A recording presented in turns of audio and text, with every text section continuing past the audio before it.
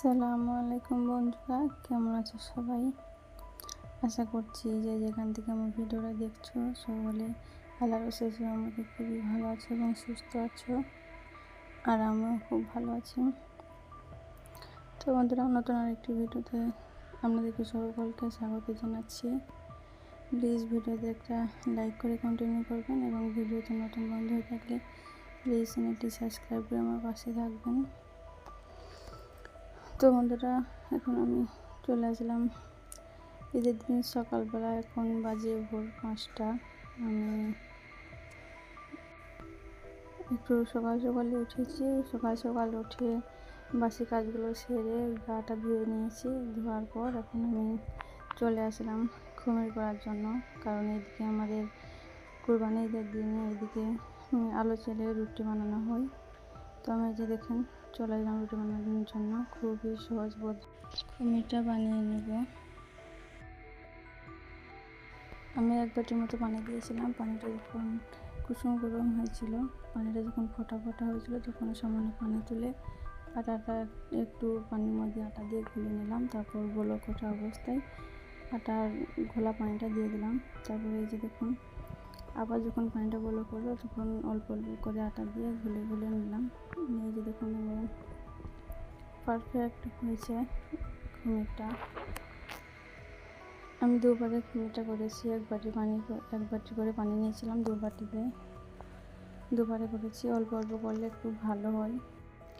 তো প্রিয় আপু, ভিডিওতে যদি এখনও লাইক না দিয়ে থাকেন প্লিজ একটা লাইক দিয়ে দিন এবং চ্যানেলে নতুন বন্ধু হয়ে থাকলে প্লিজ চ্যানেলটি সাবস্ক্রাইব করে আমার পাশে থাকবেন, আমাকে একটু সাপোর্ট করবেন।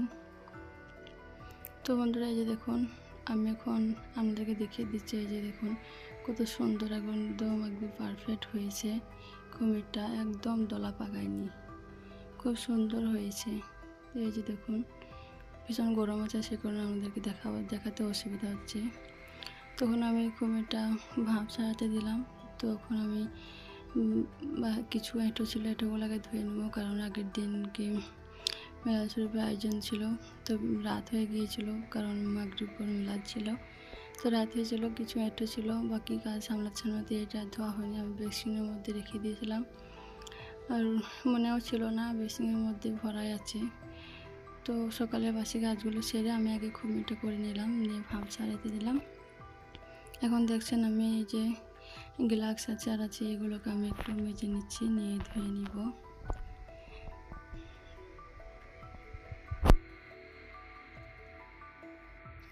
তো আপু, এই যে দেখছেন ভাপ ছাড়ানোর পর আমি খুমিরটাকে পানি দিয়ে মালিশ করে নিয়েছি খুবই সুন্দর করে। এই যে দেখুন একদম নরম করে মালিশ করে নিয়েছি। এখন আমি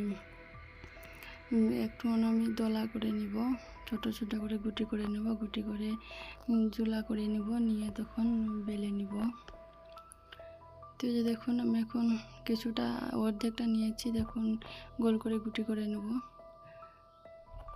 আর এই যে দেখছেন আমার বাবু সোনাটাকে বাবুর আব্বু গা ধুয়ে দিয়েছে, তারপরে নতুন জামাটা পরিয়ে দিয়েছে। তাও তো ভীষণ খুশি।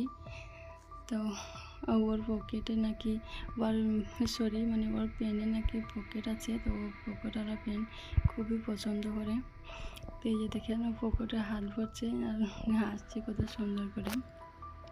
তো ওর আব্বু গা ধুয়ে নিয়েছে এবং ওকে গা ধুয়ে নতুন কাপড়টা পরিয়ে দিয়েছে। তো খুবই সুন্দর লাগছিল। আমাদেরকে কেমন লাগছে বলবেন, বাবু কেমন মানিয়েছে কাপড়টা।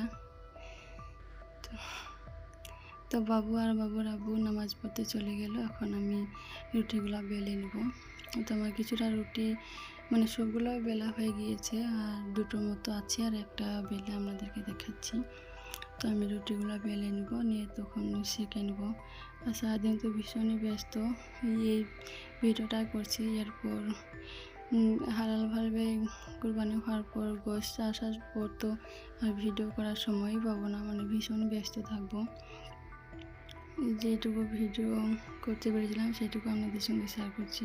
প্লিজ ভালোবাসা দিয়ে পুরো ভিডিওটা দেখবেন, আমাকে একটু সাপোর্ট করবেন বন্ধুরা।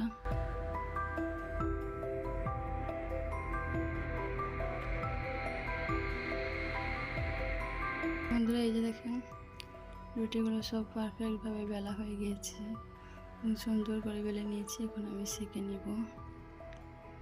তো বন্ধু এই যে দেখছেন রুটিগুলো খুব সুন্দর করে সেঁকে নিয়েছি, শেখার সিনটা আপনাদেরকে দেখাতে পারিনি।